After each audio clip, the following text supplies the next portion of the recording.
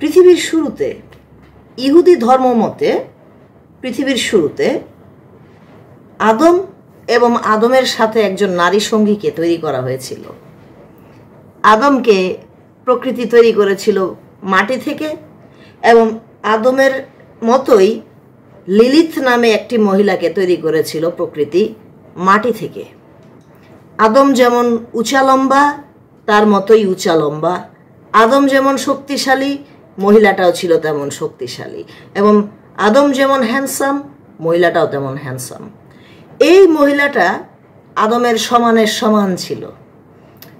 পৌরাণিক কাহিনী এটা, ইহুদিদের পৌরাণিক কাহিনী এটা।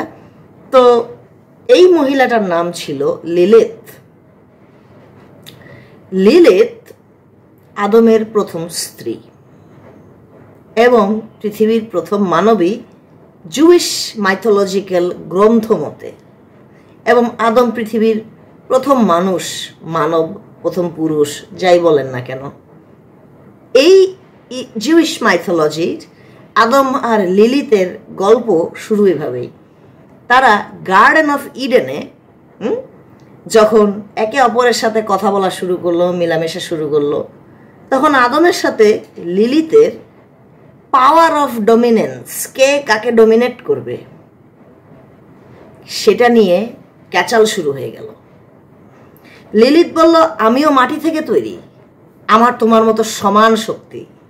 আদম বলল, আমিও তাই, কিন্তু তুমি মহিলা, তুমি আমার নিচে সও, তুমি আমার কথায় অনুগত থাকবা, তোমার শক্তি মুক্তি আই ডোন্ট কেয়ার, কারণ আমি ছেলে। আদম হলো ম্যান, তাই তার ইগো হলো পাহাড় চূড়া।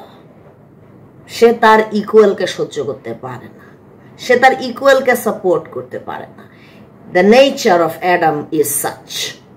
আর লিলিথ এদিক দিয়ে বলল, I am made from the same earth, একই মাটি দিয়ে আমি তৈরি, আমি তোমার মতোই উঁচা লম্বা, আমি তোমার মতোই গায়ে জোর, আমি তোমার মতোই ট্যালেন্টেড, তুমি যা পারো আমি তাই পারি।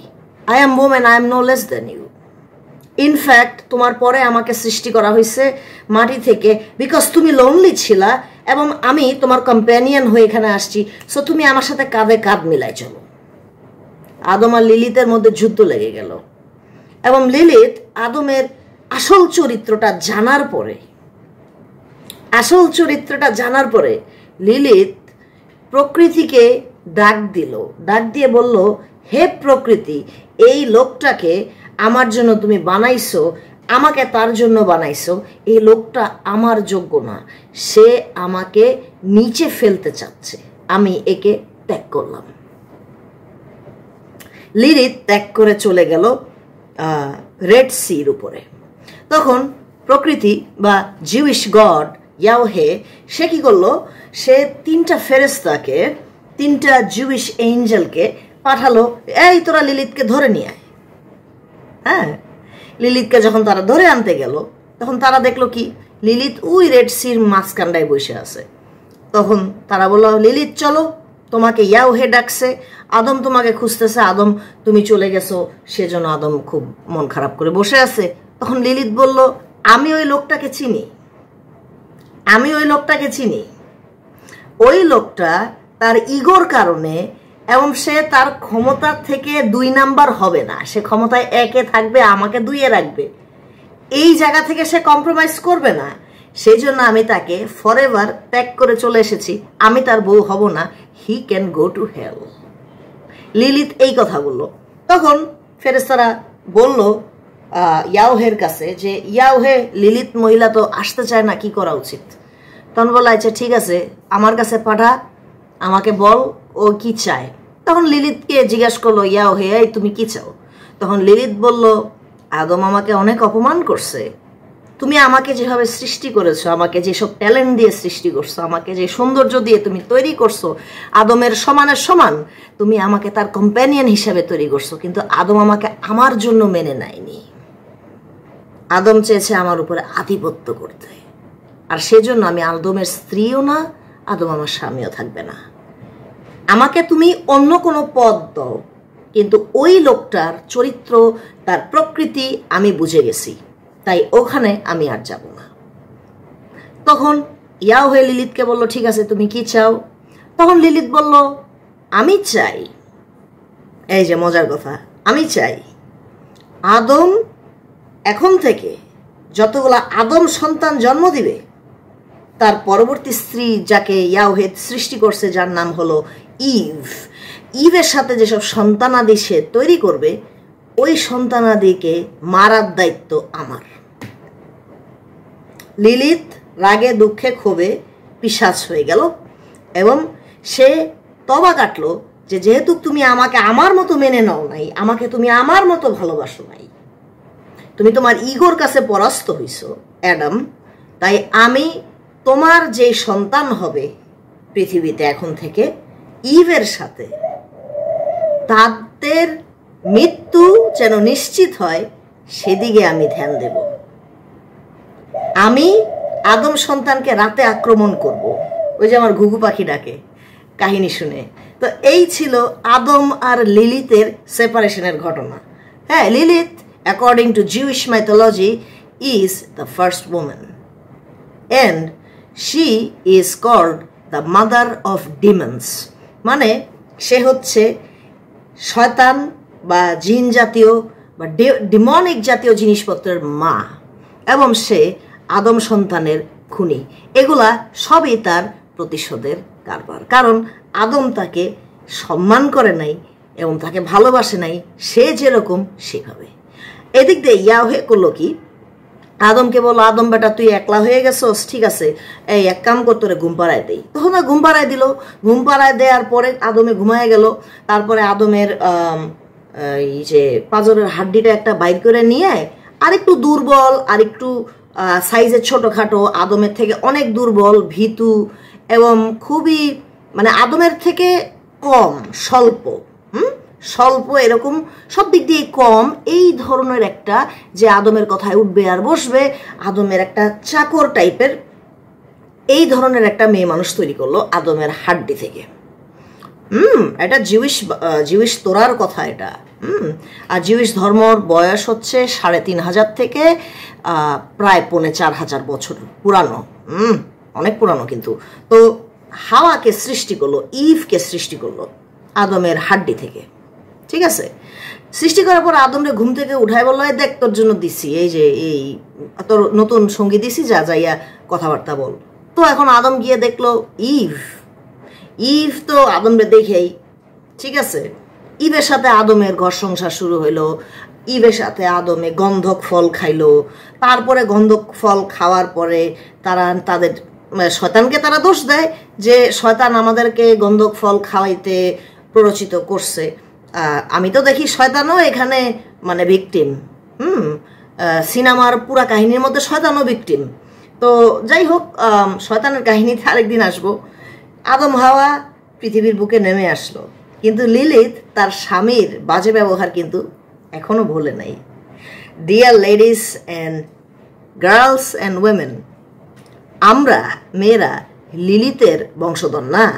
According to Jewish mythology, according to Christian mythology, according to Islamic mythology, আমরা কেউই লিলিতের বংশধর না। আমরা হচ্ছে ইভের বংশধর। ইভ হচ্ছে আমাদের সবার মা, according to the mythologies, not according to science but according to the mythologies. তো we will stick to mythologies আজকে। তো এখন আমরা যেহেতু লিলিত না, লিলিত যেহেতু আমাদের আদি মাতা না পুরাণ মতে, তাই লিলিতের যে শক্তি, লিলিতের যে বুদ্ধিমত্তা, লিলিতের যে গায়ের জোর একটা পুরুষের মতো, লিলিতের যে হ্যাডম একটা পুরুষের মতো, আদমের মতো, সেটা আমাদের মেয়েদের গায়ে নাই। আমাদের স্পেশাল প্রোটেকশন লাগে, আমাদের আইন করে আমাদেরকে প্রোটেক্ট করা লাগে, অন্য পুরুষ মানুষের সাহায্য নেওয়া লাগে, আমাদের এক পুরুষ থেকে নিজেকে রক্ষা করতে আরেক পুরুষের সাহায্য নেওয়া লাগে। কারণ আমরা ইভের পরম্পরা, আমরা হাওয়ার পরম্পরা, লিলিতের না। এবং আমি পৌরাণিক কাহিনী দিয়ে এটাই বোঝানোর চেষ্টা করলাম যে নারী প্রকৃতিক দিক দিয়ে নারী যেহেতু দুর্বল, নারীকে যেহেতু দুর্বল করে বানানো হয়েছে, শারীরিকভাবে দুর্বল, আর শারীরিকভাবে দুর্বল হওয়ার কারণে তার মনস্তাত্ত্বিকেও অনেক দুর্বলতা কাজ করে। কারণ আমি যখন শারীরিকভাবে দুর্বল থাকব তখন আমার কিন্তু ভয় কাজ করবে সবখানে। কিন্তু আমার যখন অনেক বড় হ্যাডম থাকবে এবং আমার লগে আরও 10টার যখন 100টা হ্যাডম থাকবে তখন আমি পুরুষ মানুষ ডানে বামে ধূপধাপ মেরে ফেলতে পারবো। কিন্তু এটা তো মেয়েদের ক্ষেত্রে হয় না। আমাকে বুঝতে হবে তো আমাদের শরীরকে তো প্রকৃতিভাবে বানায় নাই। আমরা সবাই ইভের বাচ্চা, আমরা লিলিতের বাচ্চা না। এটা আমাদের দুর্ভাগ্য মেয়েদের। আমরা লিলিত আমাদের আদিমাতা না। মেয়ে মানুষের জন্য মেয়ে মানুষকেই তার অধিকার, তার সাথে যে বৈষম্য, তার সাথে অত্যাচার, নির্যাতন, নিপীড়ন, যত রকমের আজে বাজে জিনিস পুরুষ মানুষের দ্বারা হয়ে আসছে সেগুলোর জন্য মহিলা মানুষকে ফাইট করে করে করে হাজার হাজার হাজার হাজার বছর পার করে করে কুড়াল মেরে মেরে মেরে মেরে উমেন্স রাইটস আমরা আজকে যে পর্যন্ত আসছি, মহিলাদের প্রোটেকশন, মহিলাদের ইকুয়াল ট্রিটমেন্ট, মহিলাদের সম্পত্তির অধিকার, মহিলাদের right to marriage, right to divorce, right to education, right to law, right to inheritance, right to property, right to so many things, health care, right to vote, যা কিছু আছে আমরা কিন্তু অনেক কষ্ট করেই এগুলা অর্জন করছি। এগুলা কখনো ভুলে যাবেন না, কখনো ভুলে যাবেন না, কখনো ভুলে যাবেন না। এটা কিছু পুরুষ মানুষ দয়া করে নারীর দুর্বলতাকে বুঝে নারীর স্বাধীনতা, নারীর ভালো, নারীর ওয়েলফেয়ারকে সাপোর্ট করে। আমি সেসব পুরুষদেরকে, সেসব আদমের সিলসিলাকে সাধুবাদ জানাই। কিন্তু কিছু আদমের সন্তান আছে যারা লিলিতের মতো এমন কোনো নারী সহ্য করতে পারে না। তারা তাদের মেয়ে মানুষকে জুতার নিচেই রাখতে চায়। Dear girls, dear women of Bangladesh, I am a woman that was abused. আমার থেকে শিক্ষাটা নিন, আমার কথাগুলো একটু মাথায় রাখেন। কখনো কখনো আদমের প্ররোচনায় ঠাপ করে পড়ে যাবেন না। আদম জাতিকে আগে বুঝুন, আদমের চরিত্রকে বুঝুন। আদমের চরিত্র কি, পুরুষের চরিত্র কি, পুরুষের চাওয়া পাওয়া কি, পুরুষের নেচার কি, সেটা আগে বুঝুন। কারণ আপনি ইভ, আপনাকে যে কোনো সময় সে বিভিন্ন বাটে ফেলে দিবে। আর আপনাকে বাটে রাখার জন্য সে আইন কানুন, ধর্ম, বিজ্ঞান, শাস্ত্র, হিস্ট্রি, টেকনোলজি, পলিটিক্স, এমন এহেন কোনো জিনিস নাই যেই অস্ত্র সে ব্যবহার করবে না আপনি যাতে ইভ থেকে লিলিত হয়ে না যান, ওই জিনিসটা মেকশিওর করার জন্য। আপনারা যদি লিলিত সম্পর্কে জানতে চান, বুঝতে চান, the first woman according to the Abrahamic myth, Judaism, the first Abrahamic book, Judaism, Torah, the Talmud, তাহলে আপনারা লিলিতকে, তাকে চিনুন। লিলিত কেন আদমকে ছাড়ছিল, লিলিতের পয়েন্ট অফ ভিউটা একটু বোঝার চেষ্টা করুন। Thank you very much.